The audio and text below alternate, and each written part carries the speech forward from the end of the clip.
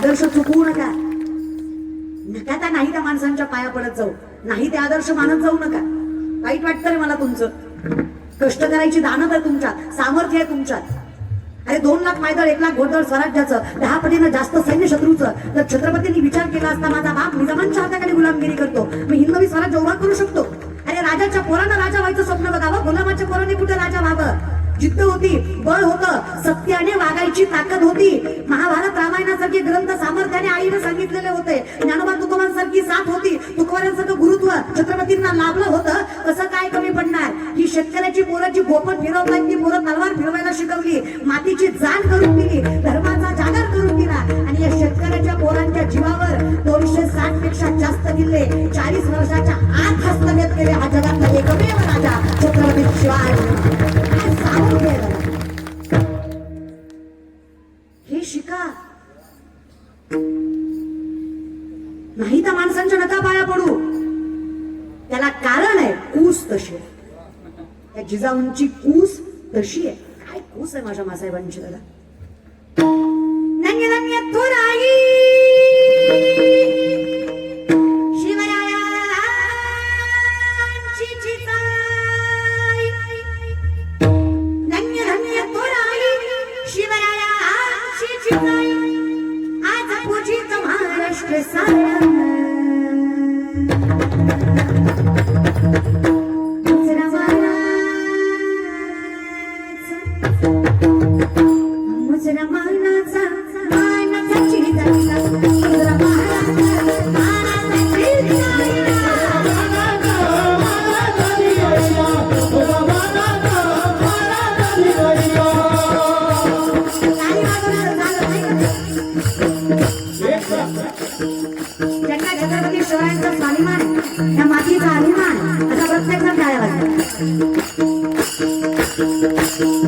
एवढं बोलून ते 2 धोकुले वाजवत नाही त्यांना सांगते. जे भारतात जन्माला आले ते टाळ्या वाजवतील. ज्या अवलादीचा जन्म पाकिस्तानाचा ती जात शिकली नाही ना काही गजवाली.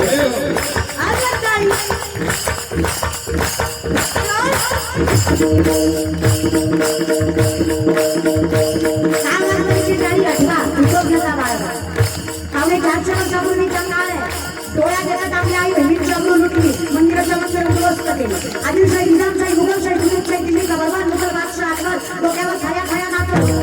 मुघल मावला हातात राजीवराव माझी तानाची केसाची सूर्याची बोलाची फुलाची बंद कलाची सत्ताची बोलची बरीची बोले घोडपुढे मोठी हिंदमांच्या बांधल्यानंतर जे आहे.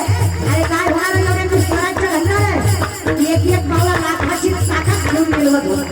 मावळा 32 इंच छाती 140 ते 160 किलो वजन आणि 6 ते 7 टन उंची. नजरेचा आकार अर्धा शत्रू मावळ्याला बघून चालवायचा. मावळा आणि हे सगळं शुद्ध शाकाहारावर, मांसाहार नाही बरं का. ते आर्यवती विमलवाल्यांना कधीच जमणार नाही. त्याला निर्व्यसनी व्यक्ती सुपारीच्या खंडाकडे सण लागत नाही.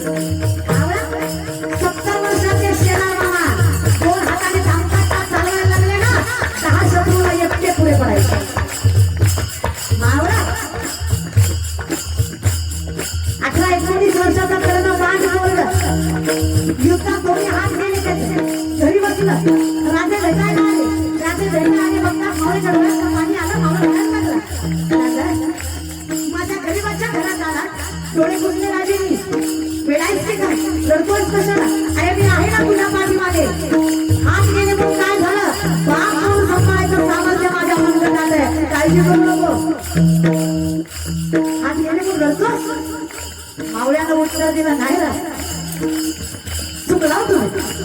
अव राजा जिंदगानी घाण टाकली ना स्वराज्यासाठी. माईनं सांगितलं राजा जगला असतं राजांसाठी आणि मेला असतं राजांसाठी. प्राण कोणाला लावला राजा, पण हात गेला मग रडणार नाही. आणि मग रडतोच कशाला, वाईट वाटतंय राजा. हिंदवी स्वराज्याचा धनी, हिंदवी स्वराज्याचा धनी छत्रपती शिवाजी महाराज जानता राजा माझ्या घरात आला. पण त्याला मुजरा करायला दूर दैव्याकडे हात शिल्लक नाही. पण डोळ्याकडे पाणी आलं राजा, दुसरं काही झालं. या निष्ठावंत मावळ्यांनी घडलं स्वराज्य. या जिद्दीनं, या संयमानं आणि या सामर्थ्यानं घडलं स्वराज्य. कशासाठी?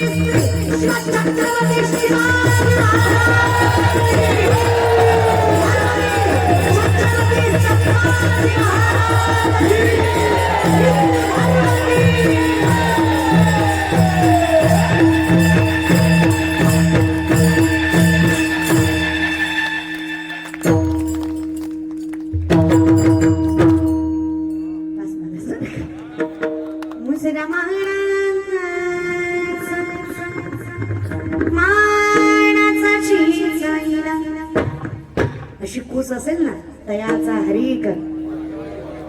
तुम्ही आम्ही कौतुक करणारे कोण दादा? आणि ज्यांना जय म्हणून वाटलं नाही तुम्ही घरी जाऊन पिटवून घ्या. जाऊ नका तुम्ही लहा. तुमचं कसं आहे ना, तुम्हाला फक्त माझी गाडी माझी मॅडी माझी डॅडी माझी बॉडी माझ्याच बाईकची गलगल साडी. देव देश धर्म पेटला तरी चालतो तुम्हाला. तुमचं कसं आहे, दुसऱ्याची दाढी जळली तरी चालेल, आपली बिडी पेटली पाहिजे. नको रे एवढं स्वार्थी होत जाऊ. अरे हिंदू आहेत आपण, कौतुक असलं पाहिजे आपल्याला आपल्या धर्माचं. दगडाला ही देव करायची ताकद जाऊला देतोय ना, अशा सामर्थ्यवंत धर्मात जन्माला आलोय आपण. आपला स्वाभिमान आपण केलाच पाहिजे.